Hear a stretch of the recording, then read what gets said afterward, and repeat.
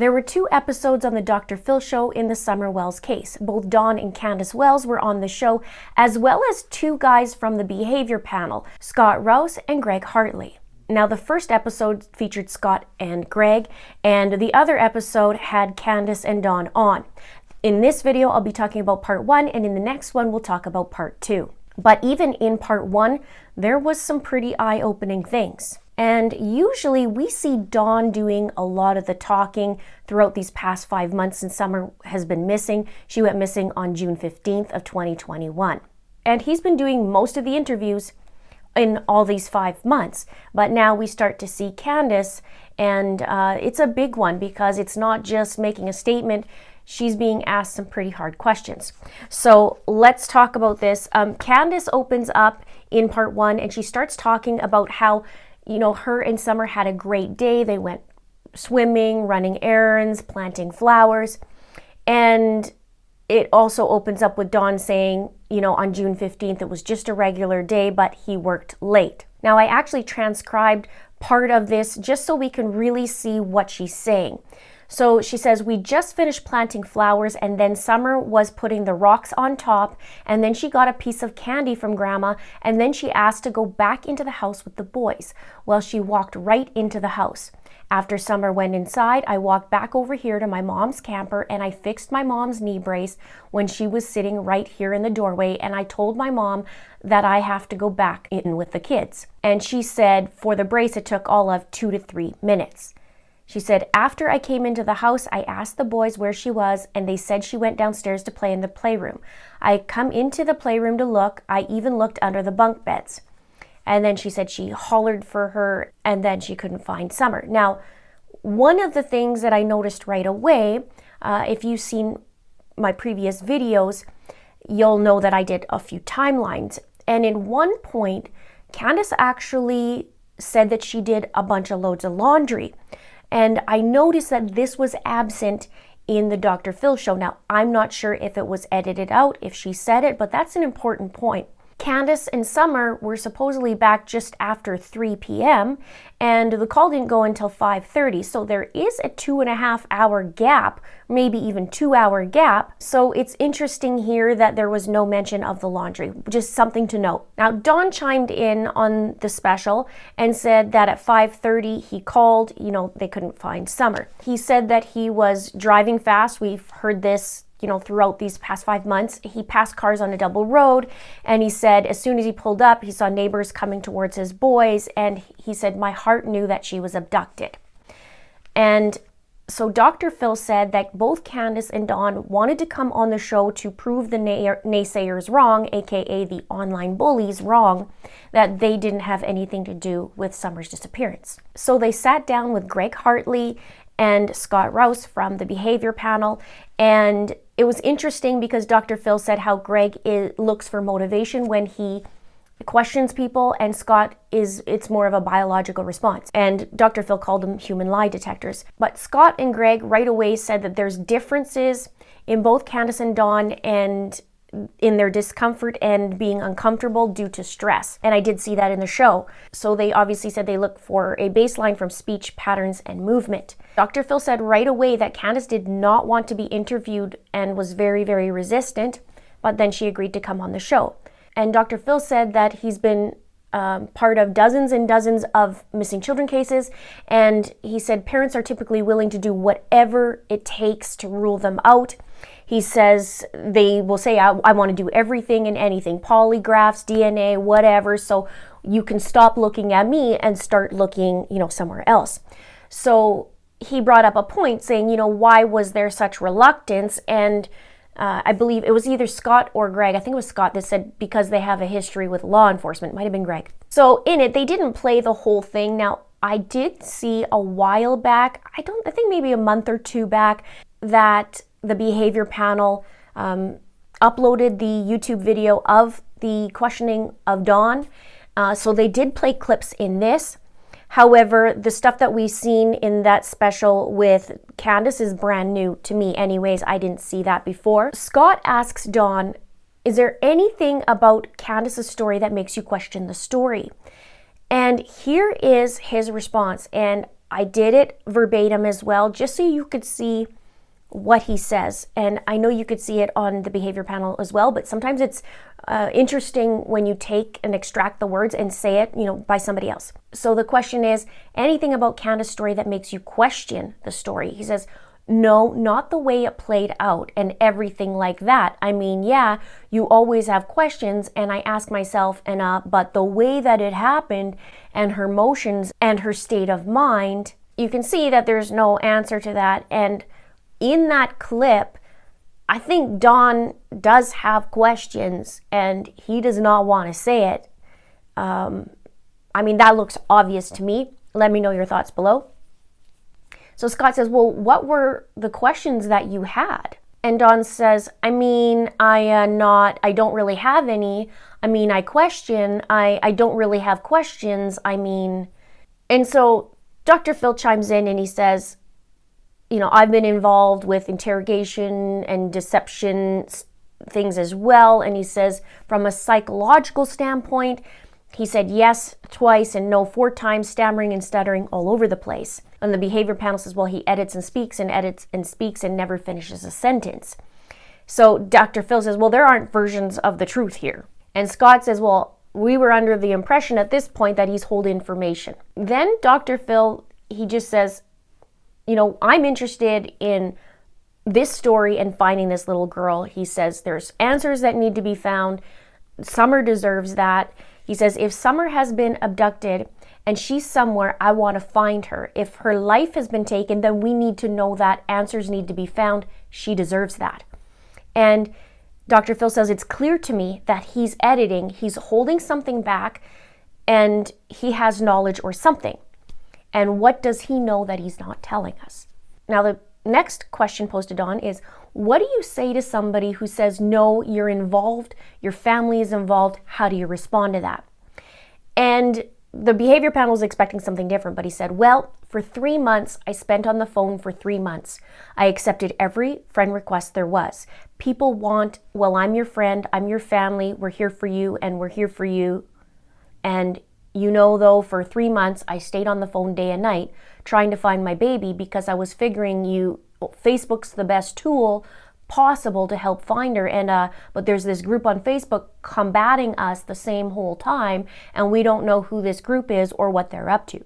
They spent a couple moments talking about, is this redirecting or is he concretely answering because he misunderstood or he's understanding that question differently.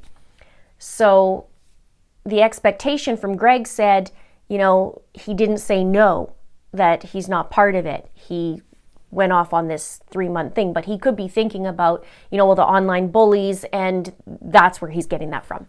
And at that point, the behavior panel also said that initially they thought he was deceptive. They said there's 2 indicators that the blink rate went through the roof at that point when he was talking. He says, but either it's trying to think through something or it's of something of stress.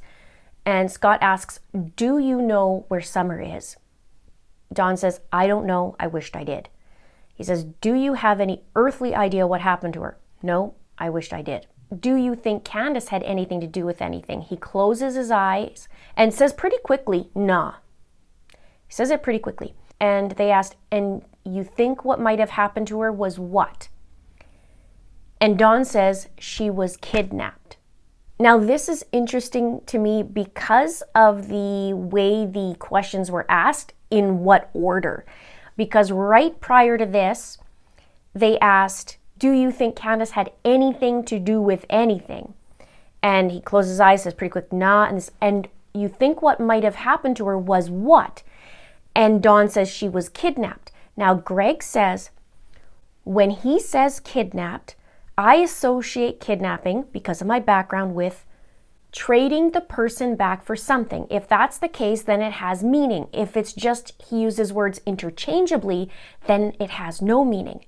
Now, this is really interesting too, because we've heard Don say abducted. I don't think I've ever heard Don say kidnapped. I think it's always been abduction, right from the beginning. However, in here, It was a different word. And they talked about that, how he's never said that before. I don't think I've heard him say kidnapped either. I think it was always abducted.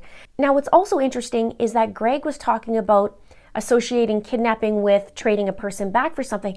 And I thought to myself, I don't know if I would use the word abducted or kidnapped if that were me and that's something that happened, in my circumstance. But the important thing is how Don says it. If he says abducted, abducted, abducted, abducted, and then they use this interesting order of questions and then said kidnapped, I would have loved to have them talk about the order, because they said the order first with Candace. Do you think Candace had anything to do with it? Followed up with, and you think what might have happened to her was what? And he said the word kidnapped. Now, I don't know. This is going to be interesting to find out more about this. I have yet to see part 2, so just an FYI, if it's been said in part 2, I haven't seen it yet. I wanted to focus on part 1 first. But they did say this is the first time he had ever used that word. He typically uses the word abducted, which it's true. Greg says that the word kidnapped is transactional. That's a guilty language thing that we collectively look for in the business. He says guilty knowledge means something. And then he mentioned about, being suspicious of him, of course. He says, and we developed a relationship with him, meaning Don, that caused the second interview to occur.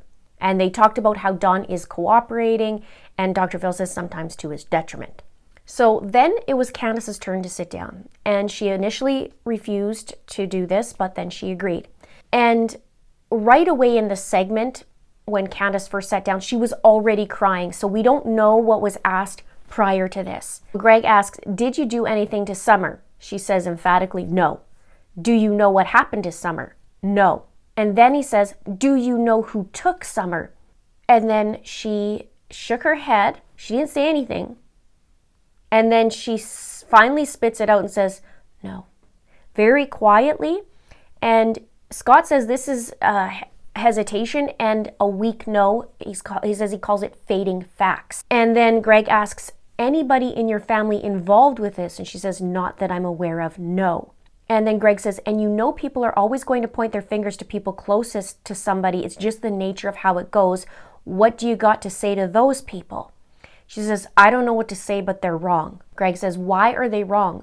She says, because I had nothing to do with this. Then Greg, Dr. Phil, and Scott go back and they look at Candace's answers.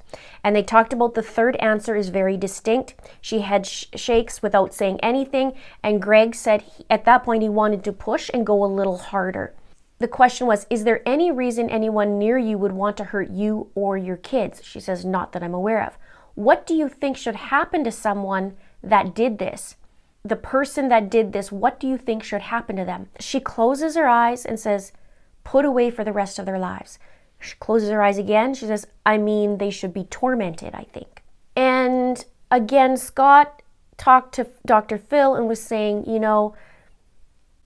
don't answer Dr. Phil, but what would you say about somebody if they stole your child?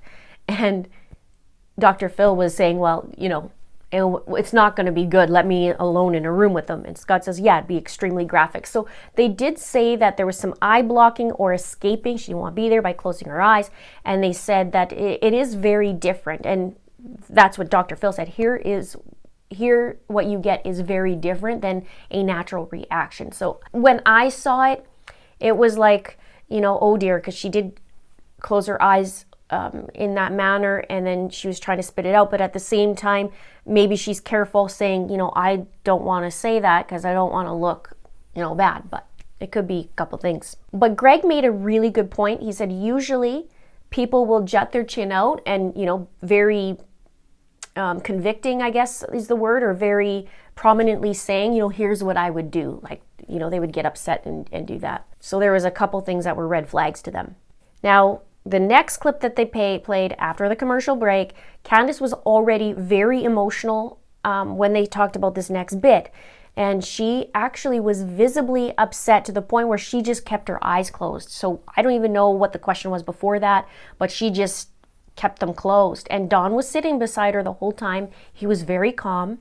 Greg asks, guys who run organized crime around you, are you worried about them at all?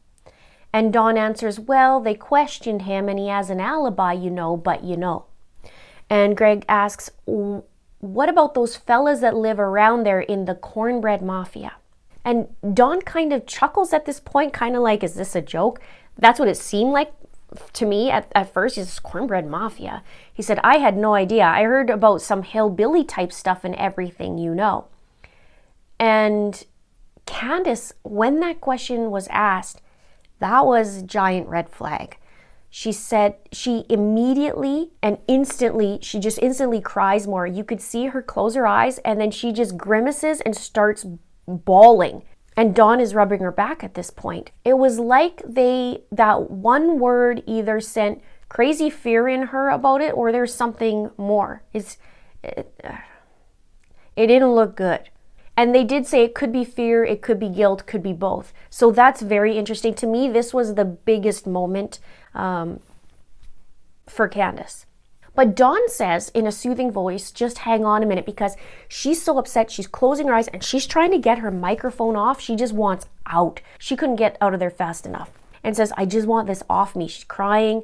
She's trying to take the microphone off, like I said, and she just could not get out of there fast enough and still has her eyes closed. It's take this off of me. Now, Dr. Phil says this is significant for many reasons. He starts recapping so far what has happened in this episode, or going through this that day. He said she talked about Summer.